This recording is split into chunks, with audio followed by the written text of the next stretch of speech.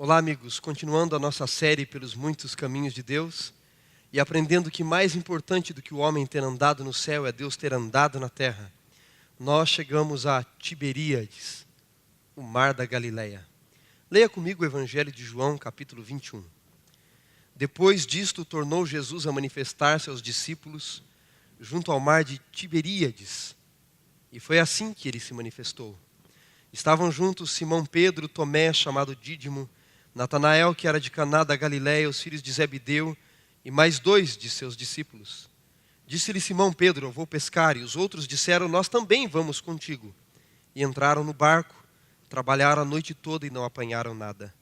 Mas ao clarear da madrugada estava Jesus na praia. Todavia os discípulos não reconheceram que era ele. Perguntou-lhe Jesus: filhos, tende aí alguma coisa que comer? Responderam: não. Então disse: lançai a rede do outro lado do barco e achareis. E assim fizeram e não podiam puxar a rede, tão grande era a quantidade de peixes. Hoje nós chegamos ao famoso mar de Tiberíades. Eu vou mostrar algumas fotos para vocês a respeito desse mar. O mar de Tiberíades, ele tem o formato de uma harpa. Em hebraico ele se chama Yam Kinneret, mar da harpa, pelo formato de harpa que este lago tem. Às margens deste lago, muitas cidades, muitas aldeias e cidades na época foram construídas, inclusive a cidade de Tiberíades, que foi construída por Herodes Agripa no ano 20 da nossa era, e foi dada homenagem, o nome da cidade, em homenagem a Tibério César. Ela fica às margens do mar de Tiberíades, também conhecido como Mar da Galileia. Vocês têm mais uma foto do formato de uma harpa deste mar. Algumas vezes você vai notar que aparece como Mar de Tiberíades, outro Lago de Genezaré. Vou explicar para vocês um pouco disso. Mas vejam só aqui um pouco desta foto da cidade de Tiberíades de frente ao lindo Mar da Galileia. Algumas ruínas. Você encontra também algumas belas construções na cidade de Tiberíades. E esta é uma visão que vocês estão contemplando do outro lado do mar, de uma cadeia de montanhas, provavelmente até próximo ao lugar onde Jesus teria pregado o Sermão do Monte. E do outro lado você vê a cidade de Tiberíades. E se você visitar a cidade de Tiberíades, não perca um de seus famosos restaurantes de comer o famoso peixe de Pedro. Eu estive na cidade de Tiberíades e pela bagatela de $20 você vai comer o delicioso peixe de Pedro que você encontra às margens do Mar da Galileia em um de seus restaurantes. A cidade de Tiberíades, ela é, portanto, uma cidade com muitos recursos, turística, cardápios, e é uma cidade muito importante no ministério de Jesus. Mas mais importante não pela cidade em si, mas pelo Mar de Tiberíades. Como eu disse para vocês, às vezes aparece a expressão Mar de Tiberíades ou Mar da Galileia.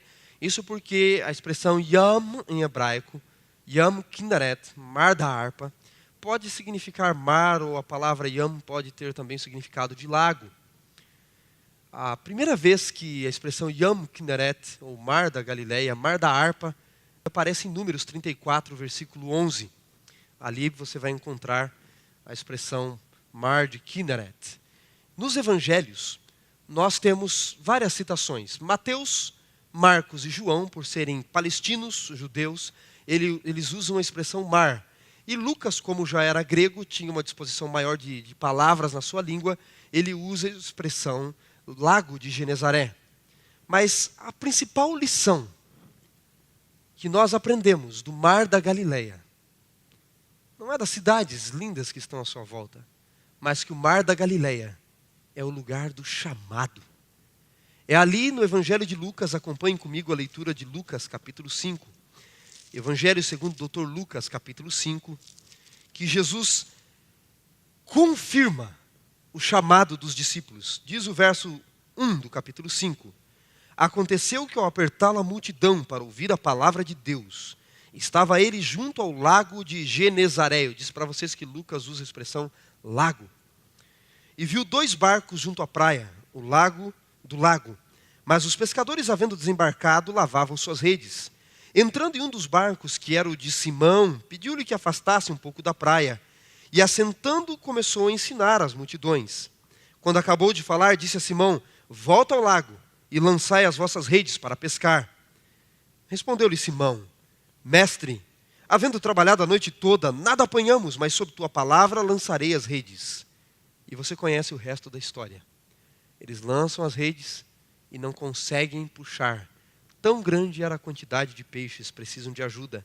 Simão fica assustado e no final do verso 10, Jesus diz: Não temas, de agora em diante você será pescador de homens.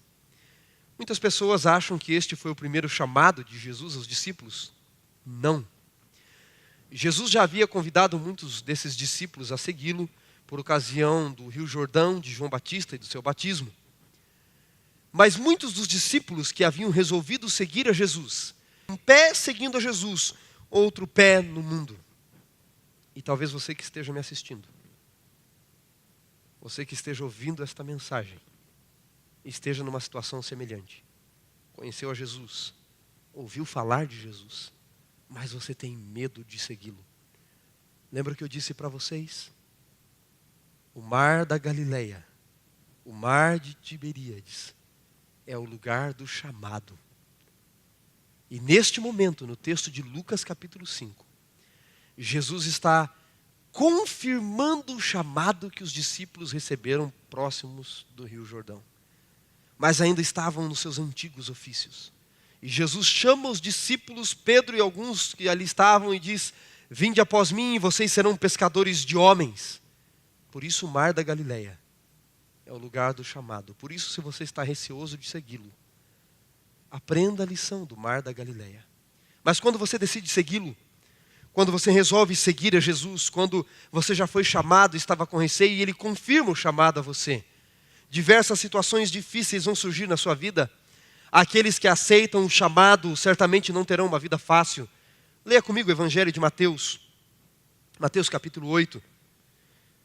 Mateus capítulo 8, versículo 23 em diante. Entrando ele no barco, seus discípulos o seguiram. Ele está no mar da Galileia, que na verdade é um grande lago de água doce. E eis que sobreveio no mar uma grande tempestade, de sorte que o barco era varrido pelas ondas. Entretanto, Jesus dormia. Mas os discípulos vieram acordá-lo, clamando: Senhor, salva-nos, perecemos. Perguntou-lhes Jesus: Por que sois tímidos, homens de pequena fé? E levantando-se, repreendeu os ventos, o mar, e fez-se grande bonança. Notem bem esse texto. Eu disse para vocês que o mar de Tiberíades, o mar de Galileia, da Galileia, é o lugar do chamado, onde ele reconfirma o chamado. Mas quando você decide segui-lo, e aqui eles estão no mar novamente, e quando Jesus está no barco da sua vida, as tempestades virão. Eu acho muito curioso esse texto de Mateus capítulo 8, que nós acabamos de ler, porque as pessoas têm uma visão muito romântica da Bíblia, muito novelística da Bíblia. Gostam de fazer novela da Bíblia. E nós comumente lemos esse texto desta forma: Jesus estava no barco, dormindo tranquilo, calmo, sereno, em paz. Os discípulos lutando contra as ondas. O mar da Galileia, ele está cercado pelas colinas de Golã. Um pouco mais adiante dele, o Monte Hermon, tem até neve em cima do Monte Hermon. Então vem uma corrente de ar frio, se encontra com uma corrente de ar quente do deserto em cima do mar, e formam-se tempestades repentinas, e ali estavam eles no barco, e uma dessas tempestades atingiu o barquinho. E os discípulos lutaram, de repente alguém foi e disse: Ei, Senhor, acorda, estamos perecendo. Não foi assim que aconteceu. Você tem que imaginar a cena de outra forma. Eles estavam lutando contra as ondas, pescadores acostumados ao mar, com medo daquela tempestade terrível, o barco sendo jogado para todos os lados, Jesus tão cansado dormia, não sei nem como não foi para a água, não foi para o mar. Ninguém estava se importando muito com Jesus de momento. De repente, quando não tinha mais solução, quem sabe um raio rasgou o céu, clareou ali o barco, e eles viram Jesus, e alguém correu, conseguiu grudar nos pés de Cristo, sacudiu-lo dizendo: Senhor, estamos morrendo. Acorda. E Jesus desperta como? Como você é despertado dessa forma? Tranquilo? Sereno? Não, você acorda assustado. E Jesus olha aquela situação, olha para o mar, e no original grego ele diz: Shhh! Calado! Quieto! Silêncio! Cale a boca! Exatamente isso. Jesus fala com a tempestade, com o vento, com o mar, como um bichinho de estimação. silêncio! E então tudo fica calmo. E os discípulos assustados. Mas a lição do mar de Tiberíades é que é o lugar do chamado. Portanto, quando você aceita o chamado, quando ele reconfirma o chamado, e a tempestade vem, ele vai acalmar a tempestade da sua vida. Sua vida está passando por tempestades. Jesus tem poder de acalmar a tempestade que está tentando destruí-lo. Jesus tem poder de acalmar a tempestade. Mas não para por aí. As lições do chamado no mar de Tiberíades. Acompanhe comigo ainda no Evangelho de Mateus. Ainda Evangelho de Mateus.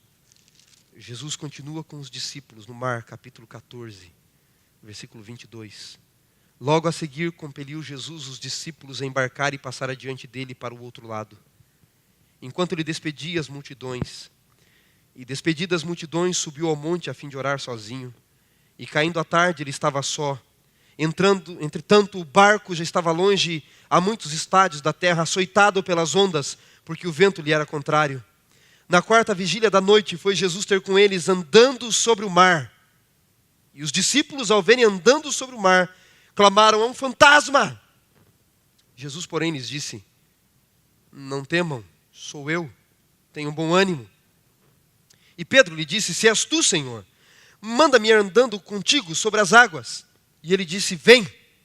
E Pedro desceu do barco e foi.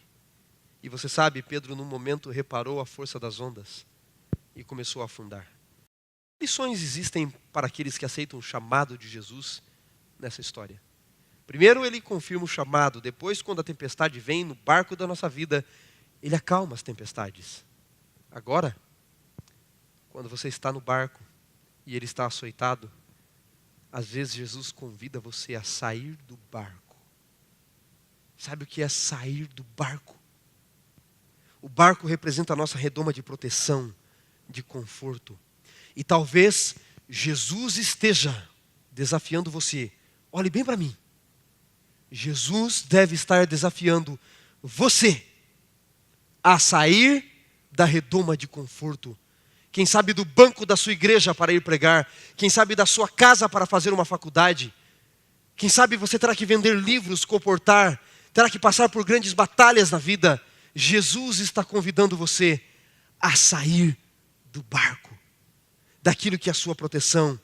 E Pedro sai do barco e vai andando nas águas. Mas vocês sabem, a vida dos discípulos não era uma vida tão tranquila.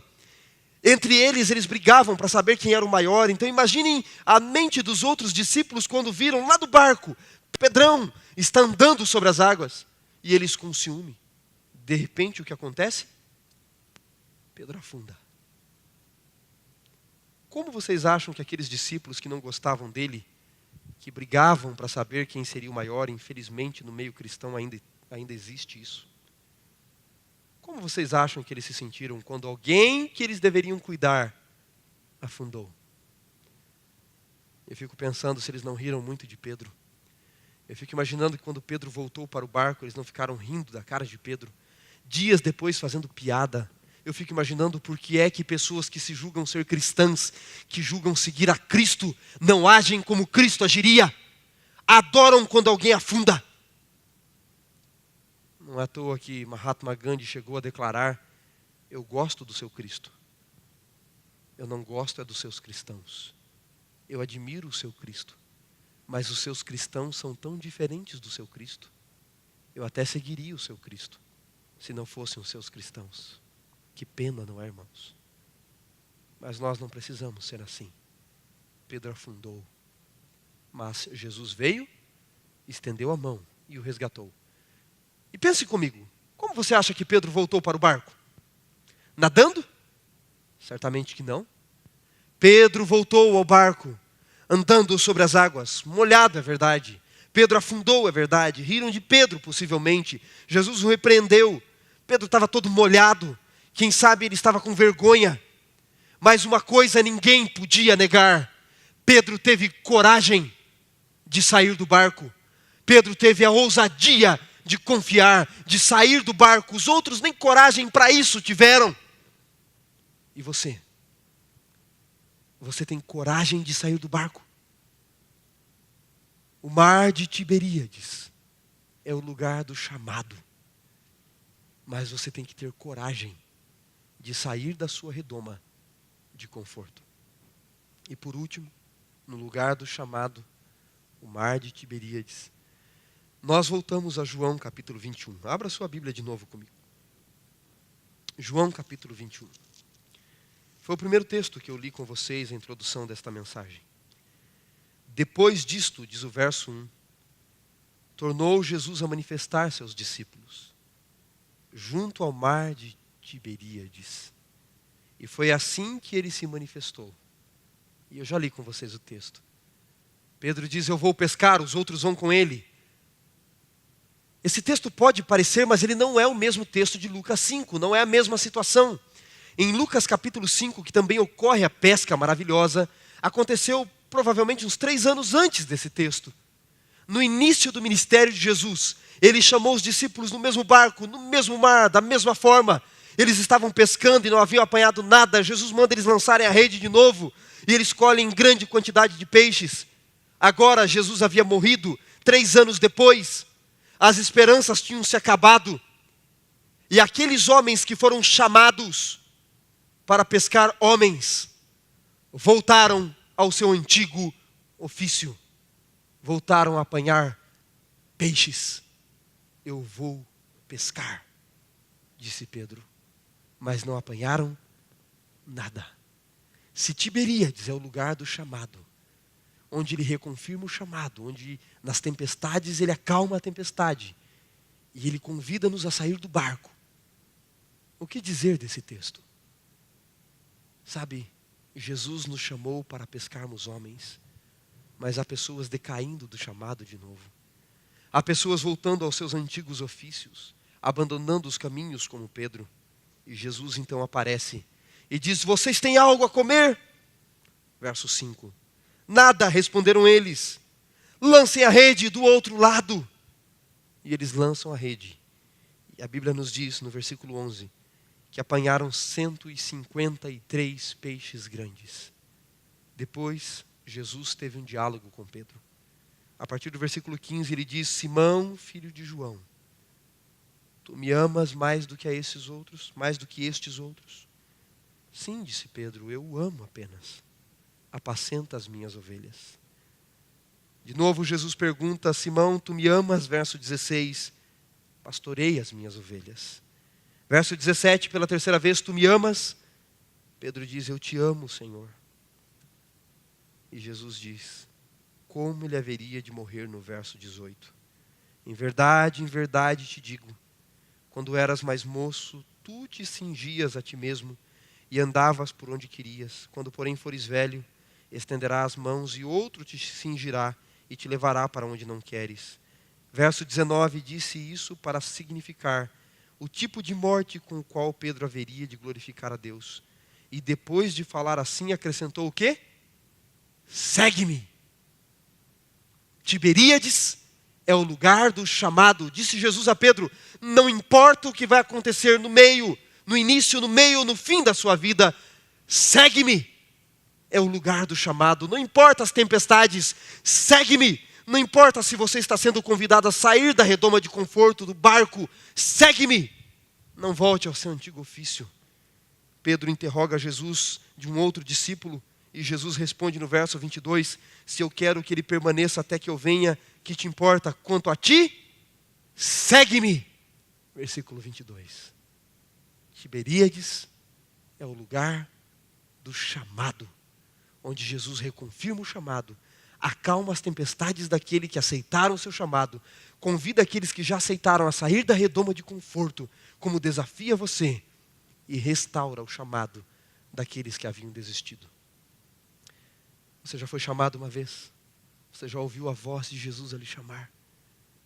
Você decaiu do chamado? Você sente que não está à altura do chamado? Jesus novamente lhe faz um convite. Segue-me. Deixe-me compartilhar alguns textos a respeito do chamado que eu gosto muito com vocês. Em geral, as dificuldades da vida são iguais para todo mundo. Mas a forma com que você as encara é que define em ruins ou muito ruins. Você já aceitou o chamado? Vieram as dificuldades da vida? Como você está encarando as dificuldades da vida? Mais um texto. Deus nunca disse que a jornada seria fácil, mas Ele disse que a chegada valeria a pena. Se você aceitar o chamado, a jornada não será fácil, mas a chegada, meu amigo, vai valer a pena. Mais um outro texto que eu guardo comigo. Rubem Alves diz: todo mundo gostaria de se mudar para um lugar mágico, mas são poucos os que têm a coragem de tentar. Você teria coragem de aceitar o chamado, de viver a realidade do céu nesta vida? Segue-me.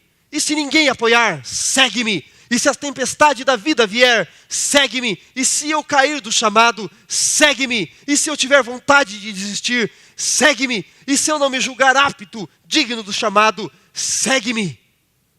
Jesus está procurando pessoas dispostas a segui-lo. Você gostaria de dizer sim a Jesus? Se você hoje ouvir a voz de Deus, o que você vai dizer a Ele? Quando Jesus lhe falar, segue-me, que resposta você dará ao Salvador?